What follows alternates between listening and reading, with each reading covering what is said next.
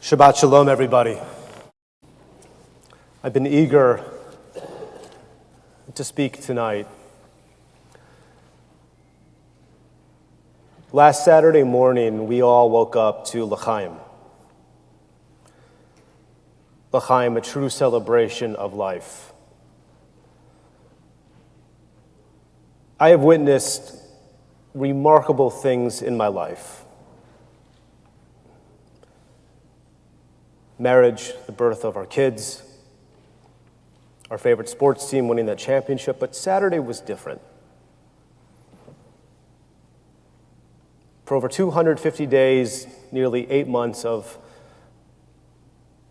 agonizing pain, to learn about the rescue of the 4 hostages, the return back to Israel, the reunification of their family and friends. All of Israel paused for one moment away from the war, away from their busy lives, and engaged in such pure celebration of the heart. I've never witnessed anything like it before in my life. From the beaches of Tel Aviv, with the announcement of the rescue, to the myriad of Israelis in resorts in Europe, in pure delight. The only time I can remember we as Americans celebrated in pure harmony is when we found Osama bin Laden on that day in May. But this was unusual for us because we don't have it. We don't have that ethos that Israelis do. We don't have mandatory conscription. The military is the great equalizer in Israeli society. And as much as the Western press tried once again to rewrite the story, they couldn't take away this joy from us. Again, it was truly remarkable. A father hugging his daughter, a father hugging his wife and children, a friend being embraced by 20 friends, jumping up and down in the hospital room. What a moment. And tonight they're all home celebrating Shabbat together. What joy. And for most people, they don't understand how could Israel be so excited for the return, the rescue of 4 hostages.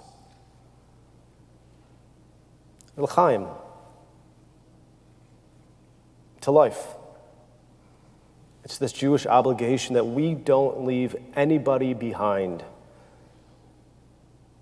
And it's so easy to play Monday morning quarterback that Israel would give up 1,000 prisoners for 7 hostages. We don't leave anybody behind. And last week, Rach and I talked about that day, it's something that we will never forget in our lives. And this is the power of social media, maybe the good of social media, to see all of those videos go viral and finally to see some good in Israel. But here's the hard thing. They were hostages for nearly 8 months. And when they came back, I have no doubt they had to be debriefed about what happened. What happened on October 7th, and how the world has been on fire since that day. I don't know if they learned of anything good the past 8 months. And it's interesting. When the Iranians held the U.S. hostages that were in the embassy, the first thing they did, this was over a year being held against their will, they wanted to show them something good. And the only thing good in 1980 was when the Americans defeated the Soviets with a miracle on ice. That's what they wanted to start with. But I don't know what good they will learn about the past 8 months. So here's my challenge. I want you all to envision that you're having one of the four at a meal, a Shabbat dinner.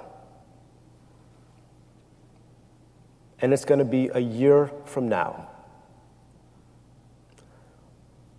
What do we want to tell them about our lives?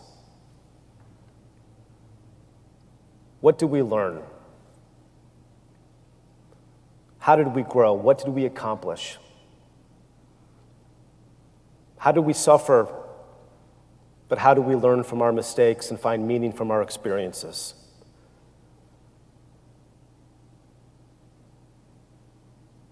I hate election years with a reason. It gets the worst out of so many of us.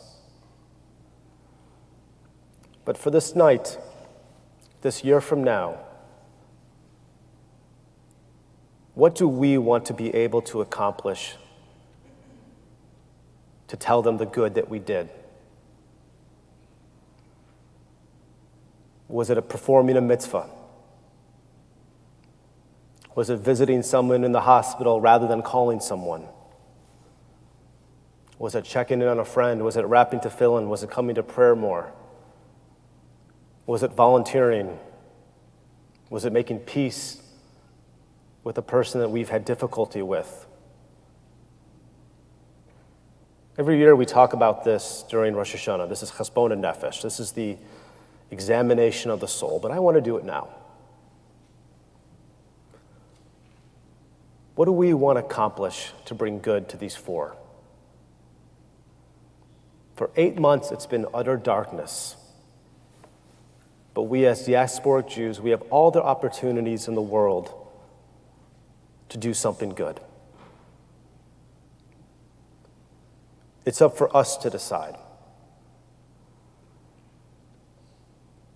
When you're in that passionate moment, when you disagree, can you pause? When you want to hit send on that email and you know it's not a good idea. It's the light, it's the joy. Because what we saw on Saturday, I want to see that every single day moving forward until all these hostages come home. And I want to tell them that in their captivity, we did something good.